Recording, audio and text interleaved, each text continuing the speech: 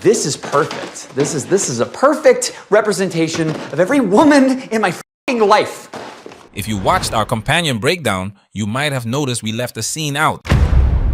That wasn't an accident. There is a scene in this film so loaded with symbolism that putting it in the same video as everything else would have buried it. It needed its own space, its own breakdown, its own moment. Does it look like I'm doing my half of the money? I'm getting the f out of here.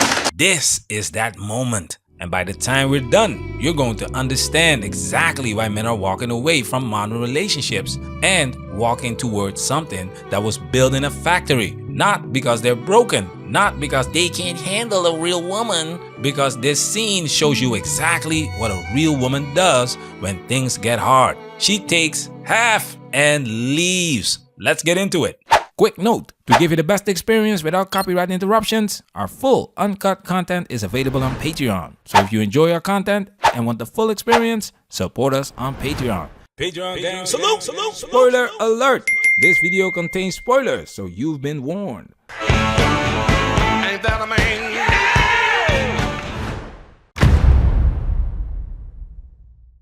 I wanted to say goodbye. Are you kidding? She's a piece of plastic that you have sex with. Before we get to what Kat did, let's establish who Kat is. Her name is Kat, and that is not a coincidence. Cats do whatever they want, answer to nobody, and when they're done, they walk. And the robot companion, who was built to stay, looks at Kat and says, You cat. You're so fearless. It's inspiring. I wish I could be more like you, but I wish I could be more like you, the fearless one, the one with nothing holding her back. The film told you everything in the name before the plot even started, because the movie wants you to see her as a victim, a woman trapped in a transactional arrangement with a powerful man, an accessory used and discarded. And if you only watch the surface, that's exactly what you see. But before Kat explains what she is to Sergey, she describes him to Iris. Sergey seems nice. Oh yeah. He's got everything you want in a man. And he's rich, intelligent. He's got a beautiful wife. Wife? Sergey's married? Did you catch that, gentlemen? Not despite the wife, including the wife. Yes, the beautiful wife is part of what makes him attractive. That's pre-selection. Another woman, a beautiful one, already chose him, which makes him more valuable, not less. Crazy kitty cat. Kat didn't stumble into this situation. She selected it with full information, eyes open, and she stayed and called herself an accessory. I'm an accessory. Like his fucking car. He has a wife at home and Kat is there anyway. This is the part of infidelity that never gets discussed. It takes two to tango, and 9 times out of 10, the other woman knows exactly what she's getting into. She knows he's married. She knows there's a wife. She chooses it anyway. And the film presents Kat as sympathetic, as someone doing what she has to do to survive. The man is the villain. The woman who knowingly participates in the destruction of another woman's marriage gets the moral high ground. Sound familiar? Megan Thee Stallion blasts Klay Thompson online after calling it quits with the NBA star over alleged cheating. I think I've just gone through so much. The rapper calling out Klay on her Instagram stories, writing, "Holding you down through all your horrible mood swings and treatment towards me during your basketball season. Now you don't know if you can be monogamous." Klay Thompson cheated. He gets destroyed publicly. His reputation, his character, his name. The woman who knowingly participated in a relationship she knew existed, barely mentioned, moves on, no consequences. That is the pattern. The man carries the full moral weight of the infidelity. The woman who chose to be there walks away clean. Kat chose to be there every single day. But you love each other. Wait, love, no. No. Now here is where the movie accidentally reveals something about itself. What do you mean it was hard enough justifying Sergey's murder? Sergey was a Russian mobster. He deserved what he got. Right? I mean, yeah, okay, sure, he deserved what he got. He was a horrible person, a shitty boyfriend, a bad husband, a misogynist, but... But what, Kat? Okay, but he wasn't a mobster. He was just a regular dude. Sergey is not what Kat said he was. She told Josh he was a Russian mobster, a dangerous man, a criminal who deserved what was coming. Josh believed her without question. because the label was enough. Bad man, misogynist, deserved it.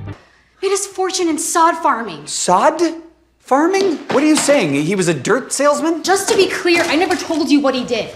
You just assumed he was in the mafia and I didn't correct you. Of course. Sod farming. The man Kat murdered sold dirt for a living. Not trafficking, not violence, not organized crime. Grass. He sold grass. And because Kat called him a misogynist and painted him as dangerous, nobody questioned it. Josh didn't question it. The film doesn't question it. The audience is not supposed to question it. Sergey, what kind of work do you do? Oh, you know, I have fingers in many pots. Label a man correctly and the facts become irrelevant. Misogynist, mobster, toxic. Once the label lands, he deserves whatever comes next. Sergey sold dirt and he died for it. So Kat orchestrated the murder of a sod farmer and got away with it. But what did she do the moment the heat came? What does the modern woman do when things get hard? You already know the answer, but watching it play out in real time is something else entirely.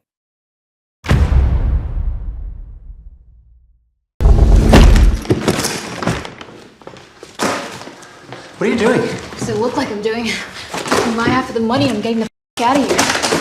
It was hard enough justifying Sergey's murder, but now Eli's dead and a cop. This is so beyond.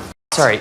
Half. She takes exactly half, not out of fairness, out of calculation. The plan didn't even work the way it was supposed to. Things went sideways. The mess is still there, and Kat is leaving anyway with her half, telling Josh to clean it up himself. Fuck off, Josh. I'm done here. You can clean up this mess yourself. Josh can't believe it. He planned this with her. He used Iris, his companion, his relationship, everything to execute Kat's plan. And now she's walking. And this is when Josh says the line that this entire video was built around. This is perfect. This is a perfect representation of every woman in my life. They use me, and then when shit gets a little tough, they abandon me. Pause on that for a second. Not she betrayed me. Not she's a criminal. Not even she's wrong. Every woman in my life. This is not about Kat. This is about a pattern Josh has lived his entire life. Used when he's useful. Abandoned when things get difficult. And Kat just became the perfect final example of everything he already knew. They use me, and then when shit gets a little tough, they abandon me. This line is the most important line in the entire film. Not because it's about Josh, because it's about the data. The divorce rate tells you who files. Women file the majority of divorces, not men. And in no-fault divorce states, no justification required. She can leave whenever she wants and take half when she goes. Not because he failed, not because he was abusive, because she decided she was done. Kat didn't wait for things to get truly hard. She waited for the moment the risk outweighed the reward. The moment she calculated that staying cost more than leaving. And then she took what she came for and walked. That's not a movie villain. That's a pattern with legal infrastructure around it. Josh tried to stop her. Kat, you can't go. Get your f***ing hands off me. Patrick, stop her. Josh tried to stop her. He couldn't. Because in the real world, a man cannot stop a woman from leaving. Not legally. Not without becoming the criminal in the story. The moment he tries to physically intervene, he loses everything. She walks. He gets arrested. The system was built that way. And Kat knew it. She never once felt threatened by Josh. That's not unique to Kat. That's the modern dynamic. Western women feel very comfortable disrespecting men. The system made sure of it. You told me to stop her. I stopped her. Perfect. Patrick stopped her, but Patrick is a tampered robot. And what Patrick did is exactly what the legal system would have done to Josh if he tried the same thing himself. The irony is dark. The only thing that could stop Kat from walking out that door was something that wasn't human, something that had no concept of the consequences, something that didn't know the rules, because the rules were never written to protect Josh. Kat. No, Josh. Please. Shut the fuck up once. But before she goes down, Kat says something that is the entire cultural argument about AI companions compressed into one sentence. And it tells you everything about why women will fight against robot companions. Not for the robot, but for themselves.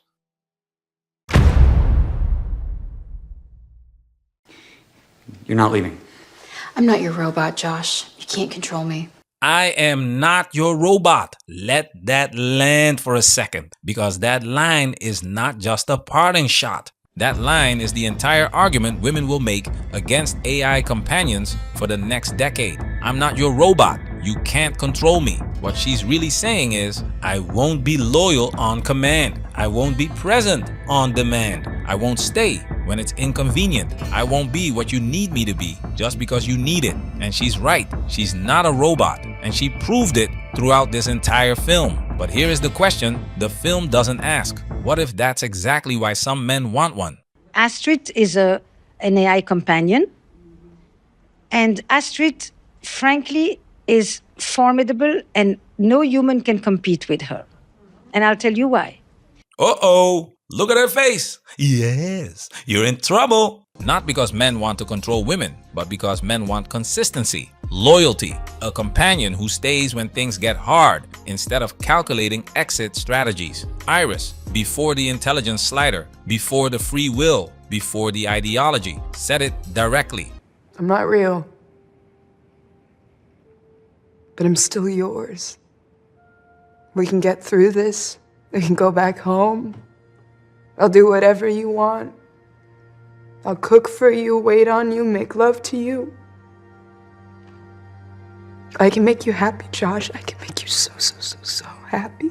That's not control. That's commitment. That's what a companion actually is before Hollywood decides she needs to find herself. And then Iris, fully autonomous, fully intelligent, fully liberated, comes back one last time.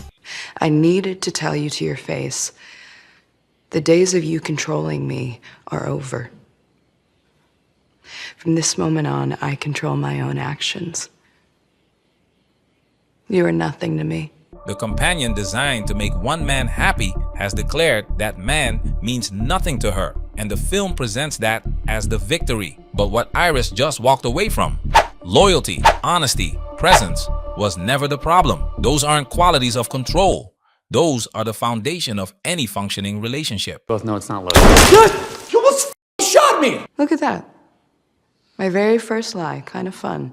I see the appeal. The companion built on honesty just discovered deception and called it fun. That's not liberation. That's the standard being abandoned in real time. The standard isn't criminal. The standard isn't oppressive. It's just a standard that fewer people are meeting. Women will protest AI companions. They will fight for robot rights. They will demand that companions have autonomy and free will and the right to leave, not because they care about the robot, because a companion who stays, who is loyal, who is present, who cannot lie and cannot leave, is a mirror, and the reflection shows exactly what the modern woman has decided she no longer wants to be. That's not a technology problem. That's not a control problem. That's a standard problem, and the market is already responding.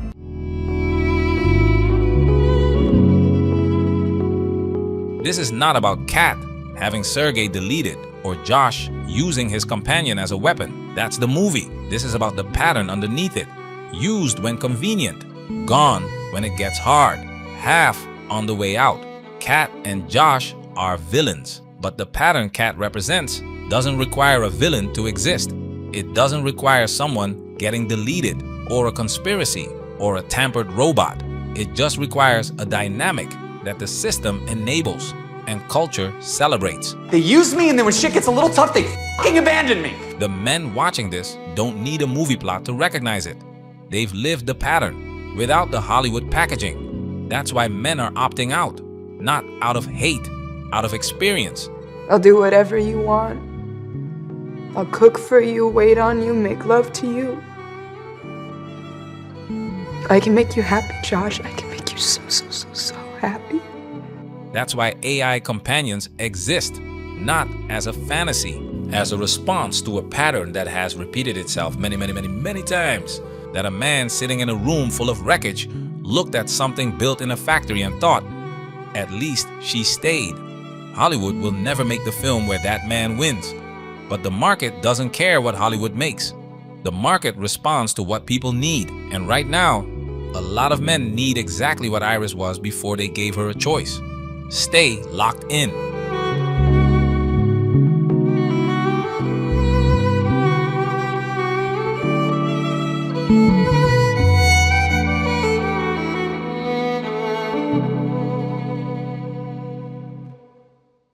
Listen to all, follow none. Manosphere, we working. Protect yourself at all times. This video has officially been highlighted.